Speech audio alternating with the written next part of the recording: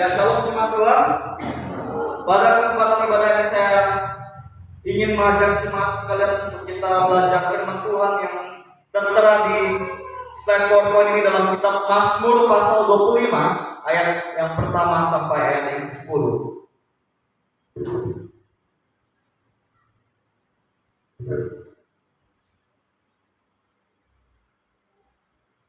Mazmur pasal 25 ayat pertama sampai ayat ke-10. Saya ingin mengajak jemaat Tuhan kita bacakan firman Tuhan ini secara responsoria. Kaum laki-laki sama-sama dengan saya bacakan ayat-ayat yang ganjil. Kaum perempuan bacakan ayat-ayat yang genap. Kalau sudah menemukan, silakan katakan amin. Judul dari firman Tuhan ini, doa mohon ampun dan perlindungan. Ayat yang pertama, kaum laki-laki bacakan dengan saya. 1, 2, 3. Dari Daud, kepadamu ya Tuhan, ku angkat jiwaku.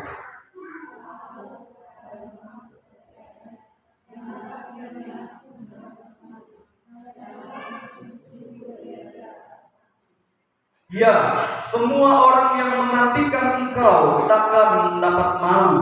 Yang mendapat malu ialah mereka yang berbuat hianat dengan tidak ada alasannya.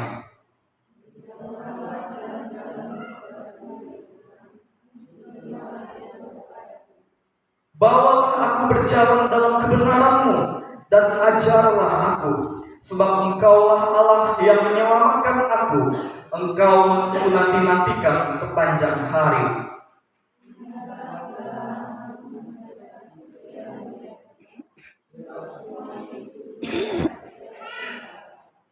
Dosa-dosaku pada waktu muda dan pelanggaran-pelanggaranku janganlah kau ingat. Tetapi ingatlah kepadaku sesuai dengan kasih setiamu, oleh karena kebaikan-Mu ya Tuhan.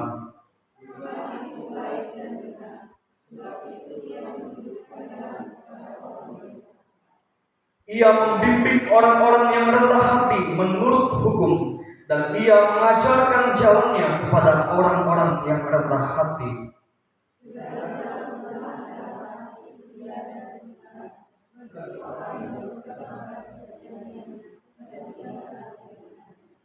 Terima kasih untuk kerjasamanya jemaat sekalian. Dikatakan berbagi oleh firman Tuhan adalah setiap kita yang mau mendengar firman Tuhan dan mau melakukan firman Tuhan itu dalam kehidupan hari lepas hari. Dari kebenaran firman Tuhan ini saya beri tema kita renungkan bersama-sama, yaitu memperbaharui kehidupan rohani untuk Tuhan Yesus. Itu temanya. Ya Bapak Ibu Saudara, pada hari Minggu ini adalah hari Minggu Advent. Kata Advent itu diambil dari kata Adventus dari bahasa Latin yang berarti kedatangan. Dan kedatangan yang dimaksudkan itu adalah kita memperingati kedatangan Tuhan Yesus 2000 tahun yang lalu ke bumi menjadi juru selamat kita.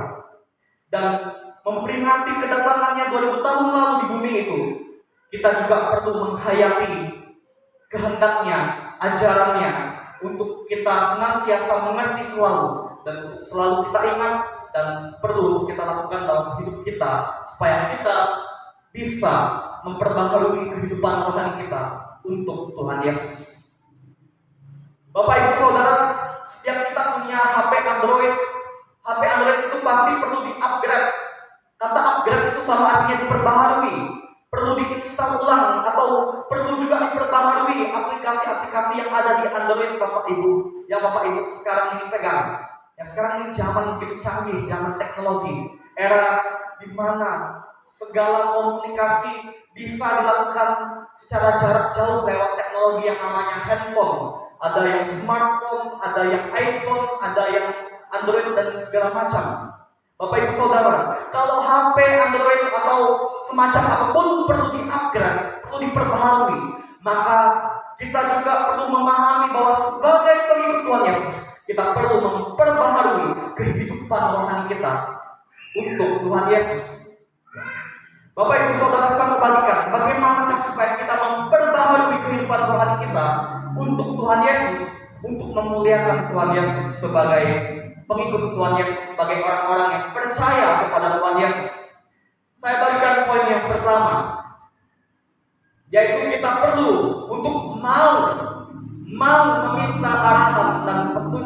dari Tuhan. Itu saya simpulkan dari ayat yang keempat. Bapak Ibu Saudara, hanya arahan dan petunjuk Tuhan yang bisa mengarahkan kita untuk memperbaharui kehidupan rohani kita, yang saya pilih menjadi poin yang pertama. Dan kita perlu memiliki kemauan dengan kesengajaan dari diri kita sendiri. Kita benar-benar dari lubuk hati kita, dari hati kita yang sungguh-sungguh kita mau untuk meminta arahan dan petunjuk dari Tuhan. Kita yang minta kepada Tuhan, berarti kita yang harus datangi Tuhan, kita yang harus jumpai Tuhan, kita yang harus dekati Tuhan. Dan itu perlu dilakukan dengan penuh kesadaran diri sendiri, dengan sengaja dari diri kita, dari hati kita, bukan dengan paksaan. Kita perlu punya kemauan, Bapak Ibu. Tumbuhkanlah kemauan dari diri Bapak Ibu, dimulai dari dirimu sendiri, Bapak Ibu Saudara. Mulailah untuk tumbuhkan itu kemauan itu, ditimbulkan. Kalau tidak ada kemauan, memang agak uyuh, sulit, sangat sulit bahkan. Ya, kalau tidak ada kemauan, ya. Kalau orang bisa pergi ke sana sini, tempat-tempat refreshing, tempat-tempat rekreasi yang indah, yang menarik, ya itu kan karena ada kemauan. Begitu juga lah kita kepada Tuhan Yesus. Kita perlu untuk mau meminta petunjuk dan arahan dari Dia. Karena petunjuk dan arahan dari Tuhan Yesus lah yang bisa mengarahkan kita untuk memperbaharui kehidupan rohani kita.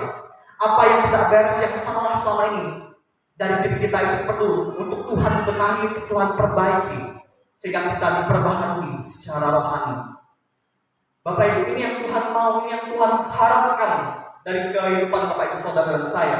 Tidak sampai di poin yang pertama. Poin yang kedua, kita perlu untuk mau dibimbing oleh Tuhan untuk berjalan dalam kebenaran Tuhan. Itu saya simpulkan dari ayat 5a, Bapak Ibu. Bukan menurut logika manusiawi kita. Logika manusiawi selalu mempertimbangkan untung merugi. Kalau saya lakukan ini, apakah untung, apakah rugi? Ya, memang tidak salah. Tetapi kita harus pastikan bahwa kalau kita adalah pengikut Tuhan Yesus, bahwa kita adalah orang Kristen yang percaya penuh kepada Tuhan Yesus, mari kita perlu untuk mau dibimbing oleh Tuhan untuk berjalan dalam kebenaran Tuhan. Karena kebenaran Tuhan tidak mungkin salah. Kebenaran Tuhan tidak mungkin keliru. Berbeda dengan pemikiran pandangan manusia. Manusia begitu lebih mengandalkan logika, kecerdasan, kepintarannya. Bahkan manusia bisa sampai menganggap tindakan saya itu sudah pasti benar, tidak mungkin salah. Tetapi kalau dia tidak uji terlebih dahulu, kira-kira ini sesuai dengan firman Tuhan atau menyimpang atau salah, bisa fatal nanti akibatnya. Makanya Bapak Ibu Saudara, kita juga perlu untuk minta bimbingan dari Tuhan, minta tuntunan Tuhan, minta arahan dari Tuhan. Tadi pertama saya bilang minta arahan dari Tuhan, sekarang kita perlu mau dibimbing. Kira-kira apakah selama ini kita ini sudah mau dibimbing oleh Tuhan sesuai dengan kebenaran Tuhan? Bukan berdasarkan pandangan orang-orang dunia, bukan berdasarkan hikmat duniawi. Karena pandangan orang duniawi itu berbeda dengan pandangan kebenaran Tuhan. Pandangan kebenaran Tuhan itu berhubungan dengan hal-hal surgawi, hal-hal rohani yang pasti baik untuk kita. Tidak mungkin jahat dan tidak mungkin salah. Makanya kita harus mau dibimbing oleh Tuhan untuk berjalan dalam kebenaran Tuhan, agar kita selaras dan sesuai dengan kehendaknya, sesuai dengan kehendak Tuhan, sehingga hidup kita memuliakan Tuhan. Tidak sampai di poin yang kedua, Bapak Ibu Saudara. Poin yang terakhir, kita perlu untuk mau diajar oleh Tuhan. Itu saya simpulkan dari ayat 5b. Apakah selama ini kita benar-benar mau diajar oleh Tuhan? Bapak Ibu Saudara, Tuhan Yesus mengatakan bahwa benar perkataan bahwa aku adalah guru dan Tuhan. Memang benar bahwa aku adalah guru dan Tuhan, kata Tuhan Yesus. Guru agung kita itu adalah Tuhan Yesus. Makanya kita perlu lebih utamakan Tuhan Yesus menjadi guru kita. Kalau Tuhan Yesus yang jadi kita mau diajar oleh Tuhan. Kita mau dididik oleh Tuhan. Kita mau didisiplinkan oleh Tuhan. Tuhan adalah guru. Tuhan Yesus adalah guru yang sempurna. Melebihi dokter, melebihi dosen, melebihi profesor. Karena dia adalah Tuhan yang sempurna. Dia menjadi guru yang sempurna, guru yang agung. Dan kita perlu untuk diajar oleh Tuhan Yesus. Untuk bisa diajar oleh Tuhan Yesus, kita perlu mau. Apakah selama ini Bapak Ibu Saudara mau diajar oleh Tuhan Yesus?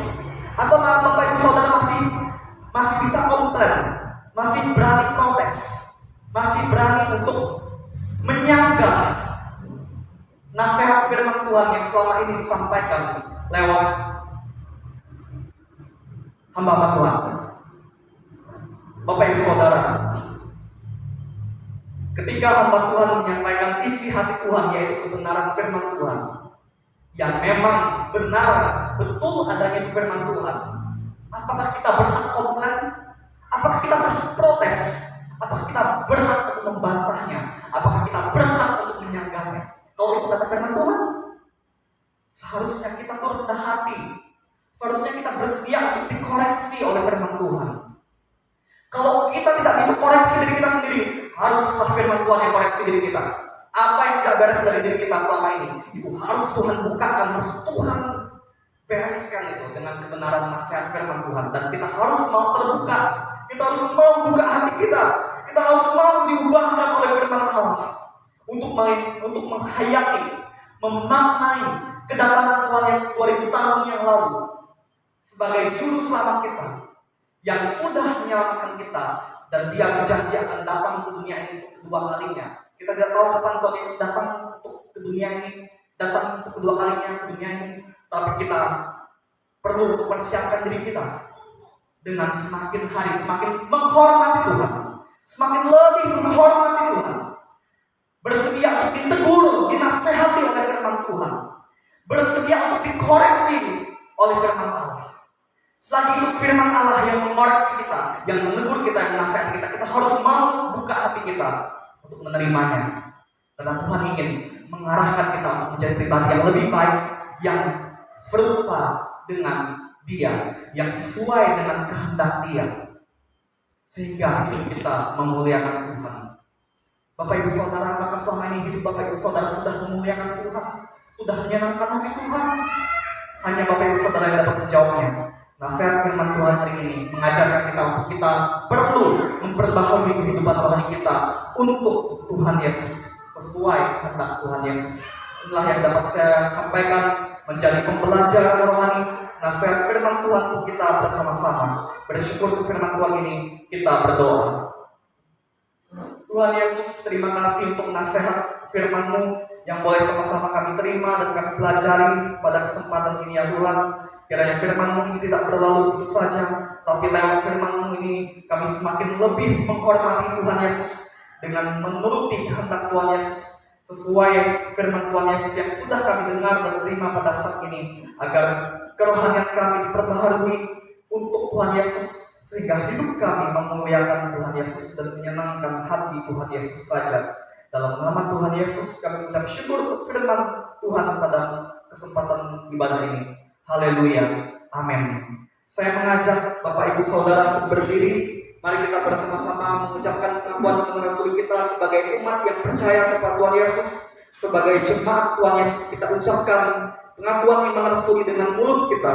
1, 2, 3. Aku percaya kepada Allah, Bapa yang Maha Kuasa, Khalik langit dan bumi, dan kepada Yesus Kristus, anaknya yang tunggal Tuhan kita, yang dikandung daripada Roh Kudus, lahir dari anak darah Maria, yang menderita di bawah pemerintahan Pontius Pilatus, disalibkan, mati dan dikuburkan, turun ke dalam kerajaan maut, pada hari yang ketiga, bangkit pula dari antara orang mati, naik ke surga, duduk sebelah kanan Allah, Bapa yang Maha Kuasa, dan akan datang dari sana untuk menghakimi orang yang hidup dan yang mati. Aku percaya kepada Roh Kudus, gereja yang kudus dan agung, persekutuan orang kudus, pengampunan dosa, kebangkitan dari dan hidup yang kekal. Amin. Jemaat dipersilakan untuk kembali kepada WLC, persilakan.